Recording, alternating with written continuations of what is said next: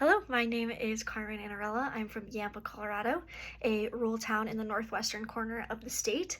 And I'm excited to be talking to you today about issues in rural education funding and the equities within them, and a pretty nifty way that my rural community is working to offset the consequences of this issue. As a little background, if you're not familiar, education funding is primarily based in property taxes and the revenue produced from them. And I'm sure you're already thinking that this can be a real issue in rural communities. In my rural community, for example, a lot of the surrounding area is National Forest or Bureau of Land Management, BLM land. All of this land does not produce property tax value that can be used in the school district. In addition, there's low income communities and large agricultural operations that, again, just don't produce a lot of revenue for the school building. Our neighboring town, Steamboat Springs, is actually quite the opposite. They are known for their tourist economy and their ski town USA and their condos and large houses and high income neighborhoods that, once again, are producing a lot of revenue for their school.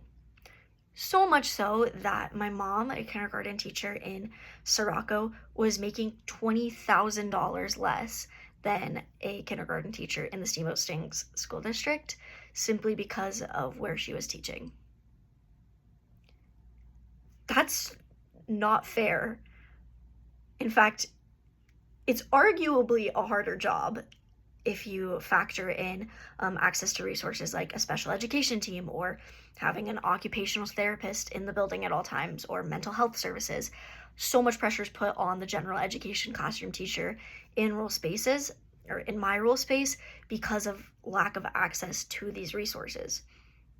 And yet they're still getting paid up to or around $20,000 less just because of where they live. That being said, in my town, many years ago, a group of people got together and decided to start the South Route Education Endowment Fund, or SAREEF for short. And I am so proud to be one of the people involved in SAREEF now. I sit on a committee that directs how funding is used. And what the endowment fund does, or SAREEF, is we're trying to raise $1 million for the school. And what we do with that $1 million is put it in the Yampa Valley Community Foundation Bank. And every year, the interest that $1 million produces can be used to support the school based on need and where it needs to go. Last year was the first year that we got to use interest built from, I think we had about $70,000 in the Yampa Valley Community Foundation at the time, and we actually got to use the interest produced to backfill the salary of a Title I teacher in the elementary school.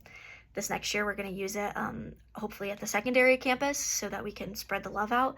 But I'm just thinking ahead to when we do have $1 million in the Yampa Valley Community Foundation and we have a consistent interest being produced, that is more money than it is now, and how that will help strengthen not only the school, but I think I make this point a lot that the school is the heartbeat of the community, especially in rural areas, but will strengthen the school and thus then the community. That being said, I do think that SAREEF isn't the most talked about organization in the community. Often when charities or other organizations are asking for money, I think people feel more compelled to donate to them because they need the money more immediately and you could see the benefits a little bit faster. So I think as trust and interest in the South Route Education Endowment Fund build, that will be better for the community. And that was part of the vision in using the interest before $1 million was collected, was to, again, build interest in that within the community. So yeah, I'm imagining a world in which we have the South Route Education Endowment Fund. It is consistently producing an interest that can be used every single year to, again, fill a salary or fill a need in the school, fix a facility, whatever the highest need is that year. And the committee and the school building can work together, administration can work together to decide upon that. So yeah, that is a struggle in rural education and a program, a pretty innovative program that happens in my community. Again, I would be silly not to mention that it's entirely unfair and rural communities should not have to fundraise for things such as these.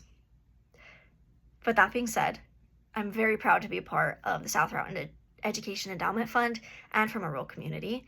And I hope by talking about this and spreading awareness, we can work to maybe start combating these issues in a more realistic and holistic way. So thank you so much for listening, and reach out with any questions.